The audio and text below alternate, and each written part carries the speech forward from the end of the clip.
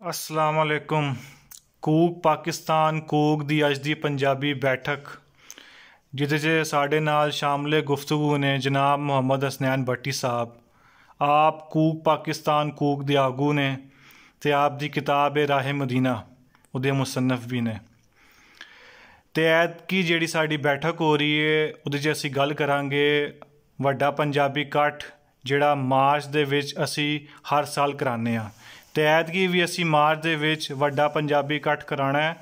तो जनाब मोहम्मद हसनैन भट्टी साहब तुसी वड्डे इकट्ठ नूं लैके की गलबात करना चाहोगे तो लोकाई नूं की मैसेज देना चाहते हो? जी बिस्मिल्लाहिर्रहमानिर्रहीम। पहले तो मैं तुहाडा शुक्रगुजार हाँ कि तुसी मैनूं मौका दिता है कि असी कूक पाकिस्तान कूक वालों कोई सुनेहा लोकाई तक पहुँचा सकीए। बिल्कुल पहली गल है जी जिहड़ी पंजाबी है ये सिर्फ पंजाब की नहीं, ये पूरे पाकिस्तान की कूक है, ये आवाज़ है।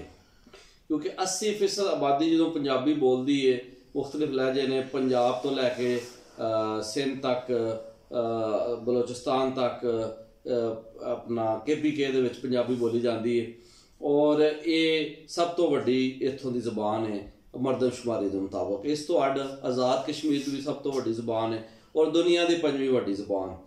तो यदी कूक की है और असी ये जड़ा अमल है जड़ा कूक दा असी कित्थों लिया? कूक फरीदा कूक तू जिवें राखा जवार, कूक फरीदा कूक तू जिवें राखा जवार, जब लग टांडा ना गिरे तब लग कूक पुकार। मतलब ये वे कि जिन्नी देर तक हयाती कायम है असी कूकदे रवांगे। असी इस स्नेहा सूफियां दा, वलियां दा, दरवेशां दा, मलंगां दा अगे पहुँचाते रवांगे जिन्हां ने हक की गल की, सियासी माशी समाजी हर महाज से बोले। जिवें बाबा बुल्ले शाह ने बोलिया, उन्हें कहा दर खुला अशरजाब दा बुरा हाल होया पंजाब दा जो अपनी अपनी पै गई धी मां नूं लुट के लै गई। देखो उन्होंने समाज नूं एड्रैस किया, सियासत नूं एड्रैस किया। तो इस तरह ही सैयद वारिस शाह ने गल की, इस तरह ही ख्वाजा गुलाम फरीद कोट मिठन वाले ने गल की। तो क्या अपने मुल्क को आप वसा तू तो पुट अंग्रेजी थाने। तो असी ये जो सियासी समाजी और माशरती शऊर है जिहड़ा कि सूफिया इकराम ने बदरिया पंजाबी पेश किया। पंजाबी एक रिच ज़बान है, अपना एक वसी कल्चर रखती है, इहदा एक बड़ा वड्डा वसेब है, इहदी एक रहतल बैतल है, इहदा एक मिजाज है। पंजाबियों का एक मिजाज है मज़ाहमत, मज़ाहमत मज़ाहमत सिर्फ मज़ाहमत। यही मज़ाहमत करते आए ने शुरू तो और हर गासब के खिलाफ, हर लुटेरे के खिलाफ, हर बैरूनी हमरावर के खिलाफ इन्होंने डट के जद्दोजहद की है। हुण भी पंजाब के उत्ते मुख्तलिफ लोग हमलावर ने, इत्थे लड़ाई पाने की कोशिश हो रही है, इहदी वंड की कोशिश हो रही है, इहदे अंदर सूबे बनाने की गल हो रही है। जबकि पंजाबी एक ने, इत्थे कोई लड़ाई नहीं, कोई झगड़ा नहीं, मगर लड़ाई पाने की, लसानी झगड़े पाने की कोशिश हो रही है। लिहाजा पंजाबी एकमुठ होकर इसनूं रोकणगे। और मियाँ मुहम्मद बख्श साहब रहमतुल्लाह अलैह दे इस पैगाम नूं समझदे ने पंजाबी कि डिठे कई मुल्क अंदर जाग ते ख्वाब ना डिठा मिसल हुसन आबाद पंजाब। पंजाब की एकता की गल ये कि पाकिस्तान की एकता, यानी जो असी आसम पंजाबी साहब थोड़ी देर पहला गल कर रहे सन कि ये पंजाब की एकता नहीं, ये पंजाब की यूनिटी नहीं, ये पंजाब का इतिहाद नहीं, ये पाकिस्तान का इतिहाद है। तो इसलिए ये वो अजीम खिता है कि जिसने हमेशा मज़ाहमत की है। पाकिस्तान बनने तो पहला भी, पाकिस्तान बनने तो बाद भी। राय अहमद खरर जैसे शी जवान जिन्होंने अंग्रेज़ के खिलाफ जद्दोजहद की और इस तो अलावा उस तो पहले मुगल अहद दे विच अकबर का ग्रेड जिन्होंने कहा जाता है, गोरा लिखता है, वो ग्रेट है सी या नहीं एक अलग मरहला है, लेकिन एक वड्डी हुकूमत सी। उहदे खिलाफ जद्दोजहद दुल्ला भट्टी ने की। निज़ाम लोहार जैसे लोग जिन्होंने गोरियां के खिलाफ लड़े। असी इन्हां लोगों की गल करांगे जिहड़े शहीद सन, जिहड़े गाजी सन, जिहड़े मुजाहिद सन। पंजाब की धरती उस खमीर दे नाल उठी है, इस दे अंदर वो खमीर है जिहदा नाम मज़ाहमत है। लिहाजा असी अपनी रहतल बहतल अपनी वसों पेश करांगे और पाकिस्तान के इतिहाद इहदी यूनिटी दे विच जद्दोजहद करांगे। कूक पाकिस्तान कूक का मकसद ही है ये सूफिया दी तलीम। इत्थे जात परस्ती नहीं, इत्थे बरादरी परस्ती नहीं कि अपने कौमां नूं अगे पहुँचाना, ना जट ना राजपूत, कोई किसा कोई वड्डा छोटा नहीं, सब बराबर ने। फरीदा मैनू मंज कर निक्की कर कुट भरे खजाने रब दे जो बावे सो लुट। जात की नफी की है साडे बुजुर्गों ने, साडे सूफिया ने। यही मैसेज असी अगे पहुँचाना है और उस मैसेज में दसना की सी। मियाँ मुहम्मद बख्श साहब की फरमाया, रस्ता छोड़ नबी दा टुरिया कोई ना मंजिल पुगदा, जे लख मेहनत इवें करिए कलर कोल ना उगदा। ਇਸ ਲਈ ਅਸੀਂ ਉਸੇ ਰਸਤੇ ਤੇ ਚੱਲਣਾ ਹੈ ਜਿਹੜਾ ਵਲੀਆਂ ਨੇ ਦੱਸਿਆ ਹੈ। ਉਹ ਰਸਤਾ ਕਿੱਧਰ ਜਾਂਦਾ ਹੈ? ਮਦੀਨੇ ਪਾਕ ਵੱਲ ਜਾਂਦਾ ਹੈ। ਇਸ ਲਈ ਪੰਜਾਬੀ ਉਸ ਰਸਤੇ ਦੀ ਤਰਜਮਾਨ ਹੈ।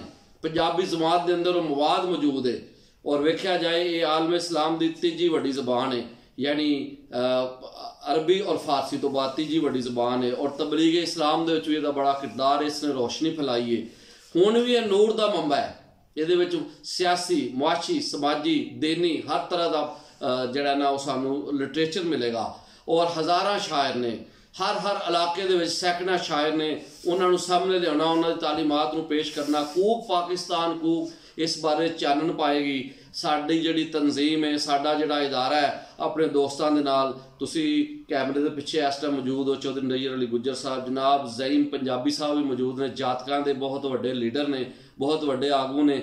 ਇਹਨਾਂ ਦੀ ਤਬੀਅਤ ਦੇ ਅੰਦਰ ਬਹੁਤ ਹਲਚਲ ਰਹਿੰਦੀ ਹੈ, ਕਿਉਂਕਿ ਪੰਜਾਬੀ ਲਈ ਜਦੋਜਹਿਦ ਕਰਨ ਤੇ ਯਕੀਨ ਰੱਖਦੇ ਨੇ, ਹੱਸਣ ਜਾਂ ਖੇਡਣ, ਲੇਕਿਨ ਇਹਨਾਂ ਦਾ ਮਕਸਦ ਪੰਜਾਬੀ ਹੈ। ਇਸ ਤੋਂ ਇਲਾਵਾ ਜਾਤਕਾਂ ਦੇ ਹੋਰ ਵੀ ਲੀਡਰ ਮੌਜੂਦ ਨੇ, ਆਗੂ ਰਾਹਬਰ ਮੌਜੂਦ ਨੇ। ਆਸਮ ਪੰਜਾਬੀ ਸਾਹਿਬ ਨੇ, ਹਸਨ ਸ਼ਾਹ ਸਾਹਿਬ ਨੇ, ਹੋਰ ਆਪਣਾ ਸ਼ਾਨੀ ਸਾਹਿਬ ਨੇ, ਤੇ ਰਾਣਾ ਨਾਸਰ ਖਾਨ ਸਾਹਿਬ ਪੰਜਾਬੀ ਨੇ।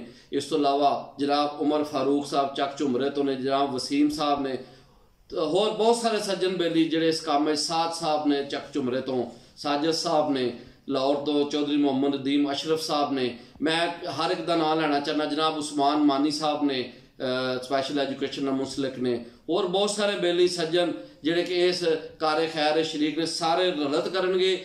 ਪਿੰਡੀ ਤੋਂ, ਮੁਲਤਾਨ ਤੋਂ, ਲਾਹੌਰ ਤੋਂ, ਗੁਜਰਾਂਵਾਲੇ ਤੋਂ, ਹਰ ਥਾਂ ਤੋਂ ਲੋਕ ਇਕੱਠੇ ਹੋਣਗੇ। ਔਰ ਦੂਸਰੇ ਸੂਬਿਆਂ ਤੋਂ ਵੀ ਜਿਹੜੇ ਪੰਜਾਬੀ ਬੋਲਣ ਵਾਲੇ ਇੱਥੇ ਲਾਹੌਰ ਵਿੱਚ ਇਕੱਠੇ ਹੋਣਗੇ। ਇਨਸ਼ਾਅੱਲਾ ਚੇਤਰ ਦੇ ਮਹੀਨੇ ਮਾਰਚ ਦੇ ਪਹਿਲੇ ਹਫਤੇ ਜਾਂ ਦੂਸਰੇ ਹਫਤੇ ਦੇ ਵਿੱਚ ਸਾਡੀ ਕੋਸ਼ਿਸ਼ ਹੈ, ਸਾਡਾ ਯਾਰ ਹੈ ਕਿ ਅਸੀਂ ਵਰ੍ਹੇਵਾਰ ਵੱਡਾ ਪੰਜਾਬੀ ਇਕੱਠ ਕਾਮਯਾਬ ਬਣਾਈਏ। ਅੱਲਾਹ ਪਾਕ ਇਨਸ਼ਾਅੱਲਾ ਮਦਦ ਫਰਮਾਏਗਾ। ਸਾਰੇ ਸਾਥੀਆਂ ਦੀ ਰਲਤ ਦੇ ਨਾਲ, ਸਾਰਿਆਂ ਦੀ ਮਿਹਨਤ ਦੇ ਨਾਲ ਇਹ ਇਕੱਠ ਕਾਮਯਾਬ ਹੋਏਗਾ, ਕਿਉਂਕਿ ਇਕੱਲੇ ਬੰਦੇ ਦਾ ਕੰਮ ਨਹੀਂ, ਇਹ ਸਾਰਿਆਂ ਰਲ ਕੇ ਕਰਨਾ ਹੈ। ਤੇ ਇਨਸ਼ਾਅੱਲਾ ਰੱਬ ਸੋਹਣਾ ਇਸ ਇਕੱਠ ਨੂੰ ਕਾਮਯਾਬ ਕਰੇਗਾ। ਲਾਹੌਰ ਤੋਂ ਉੱਠਣ ਵਾਲਾ ਇਹ ਜਿਹੜਾ ਲੋਕ ਲਹਿਰ ਹੈ, ਇਹ ਪੂਰੇ ਪੰਜਾਬ ਵਿੱਚ ਫੈਲੇਗੀ, ਇਹ ਸਾਰੇ ਪਾਕਿਸਤਾਨ ਦੇ ਅੰਦਰ ਫੈਲੇਗੀ। ਆਜ਼ਾਦ ਕਸ਼ਮੀਰ ਤੋਂ ਜਿਹੜੀ ਸਭ ਤੋਂ ਵੱਡੀ ਜ਼ੁਬਾਨ ਪੰਜਾਬੀ, ਉੱਥੋਂ ਵੀ ਲੋਕ ਆਉਣਗੇ।